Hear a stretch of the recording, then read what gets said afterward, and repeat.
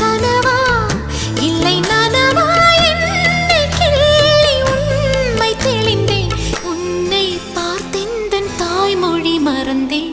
கண்ணாளனே எனது கண்ணை நேற்றோடு காணவில்லை. என் கண்களை பறித்துக் கொண்டும் ஏன் இன்னும் பேசவில்லை. ஆளான ஒரு செய்தி அறியாமலே அலைபாயும் சிறு